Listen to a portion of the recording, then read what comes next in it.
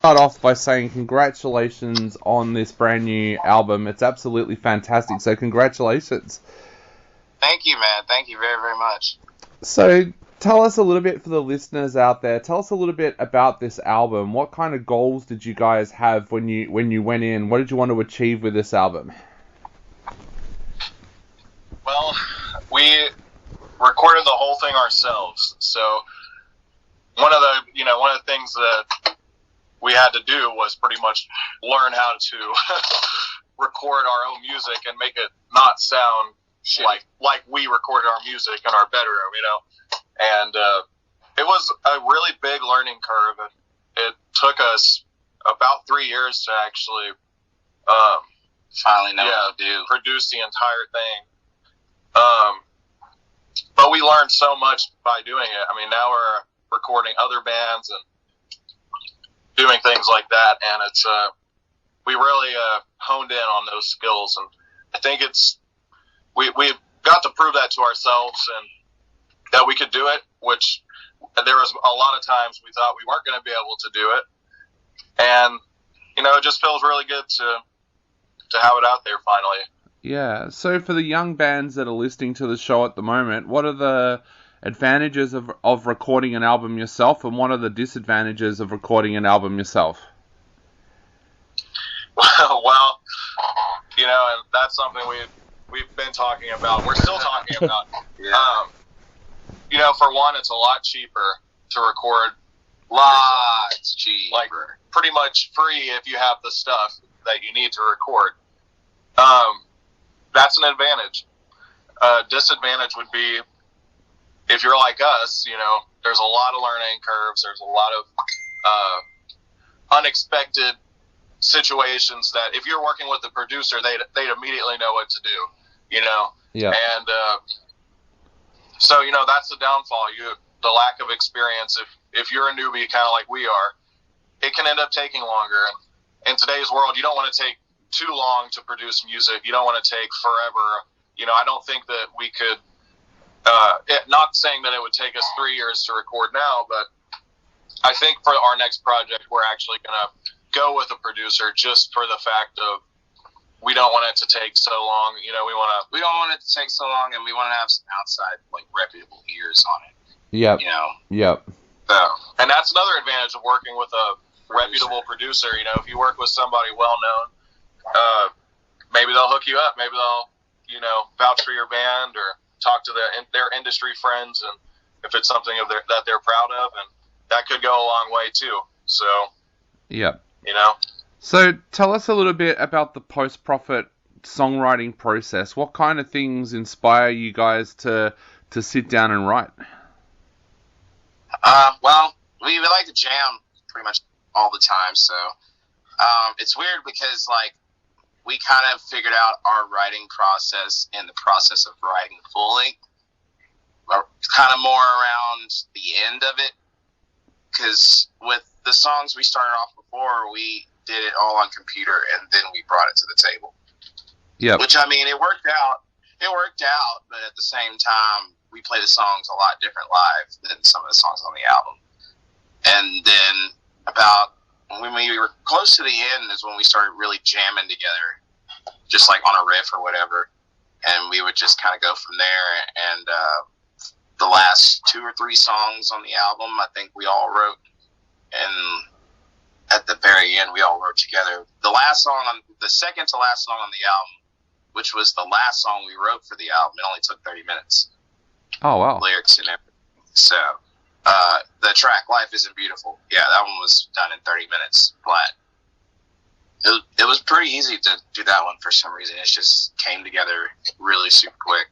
Yeah. Usually whenever we come together to write, somebody will have an idea and maybe somebody else will have another idea, and they just so happen to work together, or, we just explore and try to hash it out.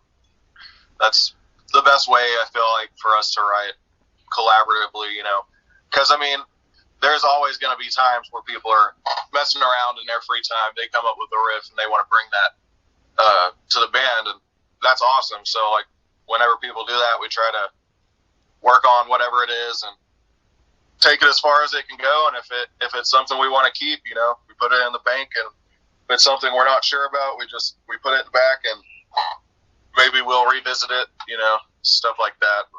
Yeah. Did you feel pressure during the 3 years of putting the album together? Because you guys picked up a couple of awards in that time as well. Did that make you feel pressure and think, well, we need to get music out there at the moment, or did you just kind of relax and want to get this album perfect? It definitely pressured us. And a lot of our fans, they're like, I think it was a mixture of both, because we knew what we wanted to do and we knew how we wanted to sound, and anything short of that we weren't going to be happy with. And yeah, so we definitely took our time making the record. But there was still pressure because people were bugging the fuck out of us, like, where's the album? When is it coming out? And a lot of people didn't think we were going to put it out. So, I mean, our pressure was more of, because at that point, it's already been 2 years, almost 3 years. So, waiting a little bit longer wasn't necessarily a bad thing at that point. But we just wanted to make it sound as good as we possibly could. So that's what we really focused on. We didn't want to rush anything. And I think that waiting was probably the better thing for us to do. Yeah. Otherwise, this record may have come out during 2020. That's kind of when we had planned on doing it. And it wouldn't have been anywhere near where we wanted it to be now. Plus, we would have been slammed by COVID. Yeah, it ended up working out because after when COVID hit, we had, I think, initially like 10 songs. And then we wrote one right when COVID hit. We wrote another one, I think, a few months after that. And then we wrote the last one in the beginning of 2021. So, I mean, it ended up working out for us because now every song plays a vital part in the albums. And if it wasn't for us taking our time and the pandemic happening and stuff like that, to where we could really evaluate what we had, I don't think we would have came out with a album I don't think we would have came out with a perfect album like we have now. Yeah. So how did COVID affect you guys? Because I live in the city here in Australia that had the longest lockdown in the world, so it kind of affected us in a big way. But how did the pandemic affect you guys? Did it mean that you had to cancel shows and things like that? Oh, dude, it sucked. Yeah, it sucked. We had a little tour run lined up for spring break, and right the day we were supposed to leave was the day they canceled all the dates. Wow. Yeah. So, all that happened. We didn't do anything for like a month or two. We were like, what the fuck are we going to do? And then, we live in Texas, so it's pretty, they were pretty relaxed with, as far as the COVID regulations and everything goes. So Texas starts opening up, people are playing again, but there's this whole thing, it's like this political thing where if you're a band and you play a show, even if the bar is saying you can play a show, people were still trying to, cancel these bands, like saying that they're being reckless. And watched one band get canceled on Facebook right before my very eyes. Oh yeah, we watched it unfold for a couple of bands. That it just sucks, man. But that band literally they said that was it. Done. That was it. Yep. They got cancel cultured, and so that was kind of a thing too. We had to play our cards right, and if we were going to play a show or anything like that, it was hard to promote it because it's like if we promote it, we might get this backlash from people, and it ended up actually happening to us at one point from people that weren't even going to be coming to the show. People from a different city. Yeah. Yeah, people from a completely different 2 hours away. It's like, y'all ain't even going to come to the show. Why are you worried about what's going on over here? Yeah, exactly. Yeah. And talking of touring, you guys are out and doing shows now. You've also got tour coming up with Escape the Fate. You've also got a massive festival coming up with Kiss, Korn, Guns N' Roses. Tell us a little bit about what it's like getting out there now and being able to share your music again with your fans. It feels pretty damn good, honestly. It's so exciting. We're getting very good responses from it, and so the shows we've been playing lately have been going off. People have been singing along. It's been a really humbling experience because we literally had blood, sweat, and tears all over that album. And for people to finally hear it now and hear it all together as one product, I think it's just it's a great feeling. Yeah. And to be able to go out on the road and play this, that's the ultimate test of the record. You got to play it on the road and see what people think of it. If they love it, hate it, like it, whatever. And I'm excited. I think that we're going to get really good response on this tour, and I think people are going to enjoy the album. I'm really excited for it. Yeah, and Rockville is just going to be insane.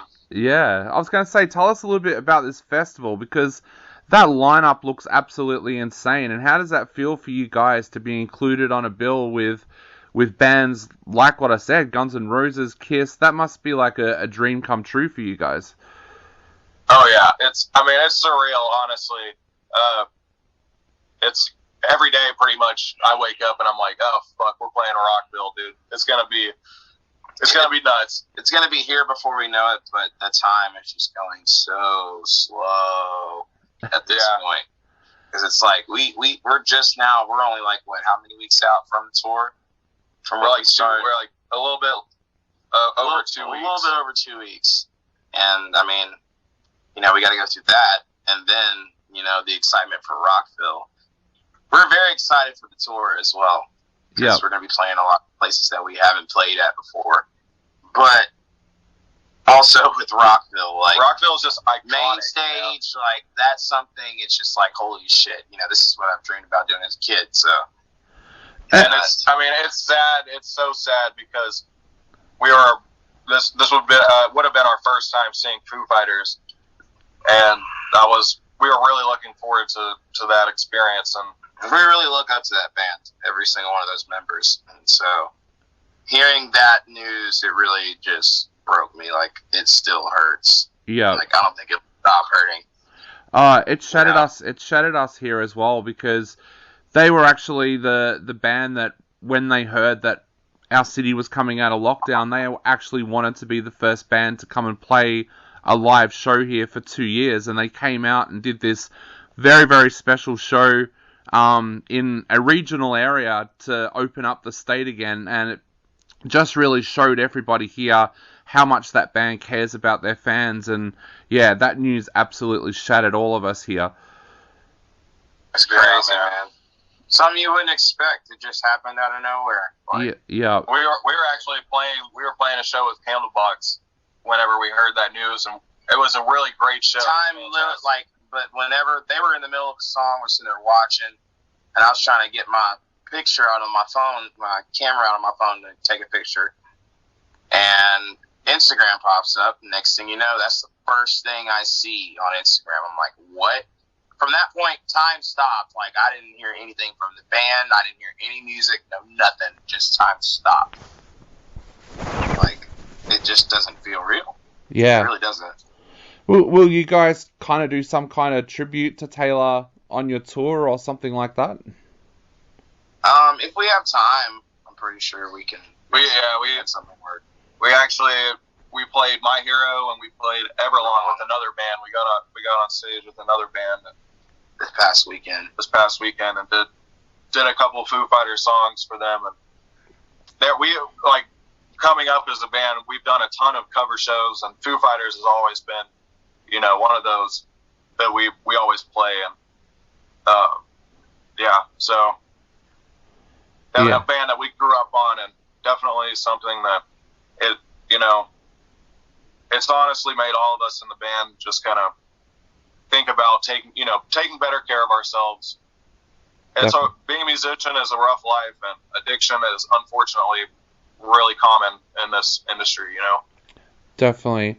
Well, guys, we gotta look out for that. Yeah, definitely. Well, guys, we want to wish you guys all the best of luck with the tour. And I guess from a selfish point of view, I want to ask, would you guys ever consider coming to Australia for a tour sometime in the future as well?